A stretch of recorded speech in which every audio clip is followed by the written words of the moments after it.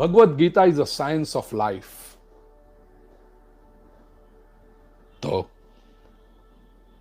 ऐसे भगवान, और क्यों ऐसा है, भगवान कृष्ण की क्या है श्रेष्ठ बात इसमें, मैं बहुत संक्षेप में, समय होने आया इसलिए बात करूं। पहली बात, पूरे महाभारत का अभ्यास कीजिए और उसका जो निचोड़ भगवान ने भगवत गीता में दिया, भगवान श्री कृष्ण जीवन में कभी भी किसी से भी चीट नहीं हुए। Obviously he has not cheated anybody,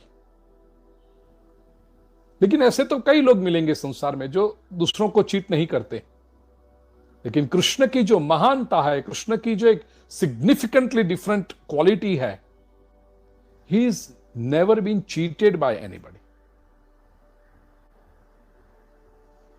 Duryodhan जैसा व्यक्ति, शकुनी जैसा व्यक्ति भी कृष्ण के साथ छल नहीं कर सका। They could not cheat Krishna. और ट्रूली जिस व्यक्ति ने जन्म के साथ ही जोखिम लिया हो, डेंजर, रिस्क में रहा हो, ऐसे Krishna, from the very moment of birth, death was looming large on this wonderful character, this supreme energy. अब जरा सोचिए, 6 भाइयों को कंस ने मार डाला है, 7वें गर्भ को ट्रांसप्लांट किया है रोहिणी जी में, और ये 8वां गर्भ कृष्ण जन्म लेते ही तय निश्चित था, जैसे ही सुबह होगी, जैसे ही कंस को पता चलेगा, तुरंत मृत्यु आने वाली है। उस समय में कैसे अपने आप को बचाया है? ऑब्वियसली कितनी शार्पनेस चाहिए, कितनी क्लेवरनेस चाहिए, कितनी दक्षता चाहिए।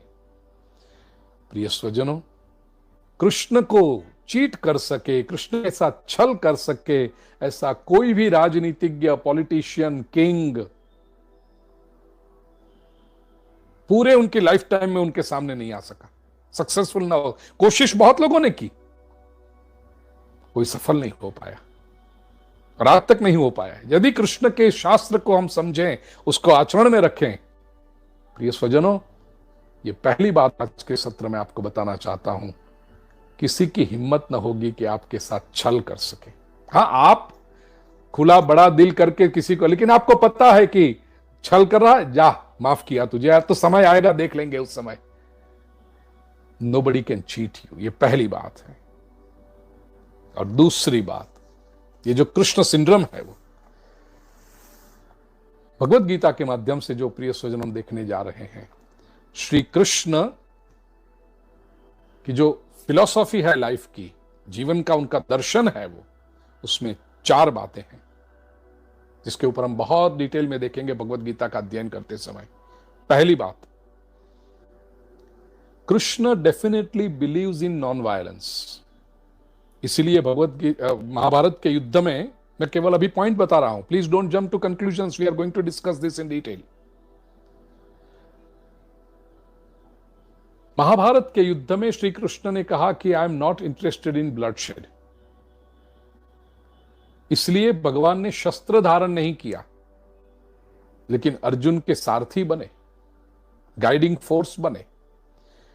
Shri Krishna is a supporter of non violence, अहिंसा के समर्थक हैं, लेकिन कृष्ण की जो अहिंसा है वो बुजदिल की अहिंसा नहीं है, कायर की अहिंसा नहीं। कृष्ण की जो अहिंसा है वो वीर की अहिंसा है। ये पहली बात। दूसरी बात, Krishna is very courteous in his entire life time. आप देखिए, भगवान 125 वर्ष तक उनका जो अवतार लीला ही है, यहां पर कृष्ण कभी भी किसी के भी साथ एरोगेंट नहीं हुए, बहुत सौजन्यशील वर्ताव किया है कृष्ण ने, वेरी ग्रेसफुल जहां भी आप देखो। लेकिन ये सौजन्य जो है कृष्ण का, जो कर्टसी है, उनकी जो ग्रेस है, ग्रेसफुल बिहेवियर है, वो निर्बल की सौजन्यता नहीं है, या तो किसी अपेक्षा की वजह से नहीं है। लोग होते हैं कर्टियस, दुकान में जाओ तो सेल्समैन बड़ा कर्टियस होता है आपके साथ, हो वेलकम सर वेलकम सर, लेकिन उसको पता है कि आप कुछ खरीदोगे, पहले 15-20 मिनट में उसको पता, पहले 15 मिनट में 5 मिनट में पता चल जाता है कि are you there really to buy something और जस्ट विंडो शॉपिंग करने आए हो या ऐसे ही टाइम पास करने आए हो। यदि वो सेल्समैन को लगेगा कि आप कुछ लेने वाले नहीं हो, ऐसे ही पूछने आए हो, तो तुरंत अपने किसी जूनियर को सामने रख देगा, जरा इससे पूछ लो, मैं दूसरा काम करता हूं। तो शुरुआत में उसने जो आपके साथ का while boarding a flight, air hostess जो आपके साथ courteous, it is the part of her duty. She is not really thrilled to have you on board. तो लोग सौजन्य बताते हैं, कर्टियस होते हैं, लेकिन कोई ना कोई उनके पीछे कारण होता है। भगवान श्री कृष्ण की जो कर्टसी है, जो ग्रेसफुल बिहेवियर है, वो बहुत अद्भुत है। तीसरी बात, भगवान श्री कृष्ण मानते हैं कि जैसा मैंने शुरुआत में कहा, the universal truth is the final one, individual truth will always be limited, it is never a final. और ये विज्ञान भी बहुत अच्छी तरह से समझता है। साइंटिस्ट कहते हैं कि हम जो कहते हैं वो it is true for today, may be future की रिसर्च होगी, कुछ अलग बात निकलेगी, स्वीकार करेंगे उसका। सभी साइंस, मेडिकल साइंस में देखो, मजाक में कई बार मैंने कहा है कथाओं में, 20 साल पहले ऐसी बात आई कि घी में कोलेस्ट्रॉल होता है, तो कोलेस्ट्रॉल हार्ट को प्रॉब्लम करता है, या तुम्हारी नली को ब्लॉक कर देता है, आर्टरीज एंड वेन्स को, तो घी बंद कर दो। स्वीट्स बंद कर दी, घी की मिठाइयां बंद कर दी, सूखी रोटी खाना शुरू कर दिया हमने।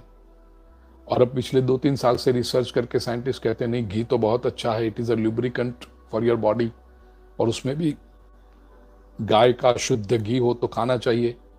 अरे भले आदमी, 20 साल तक तुमने सूखी रोटियां खिलवाई, हमें खिलाई, और अब कहते हो कि घी अच्छा है, तो हमारे तो 20 साल तो गए बेकार।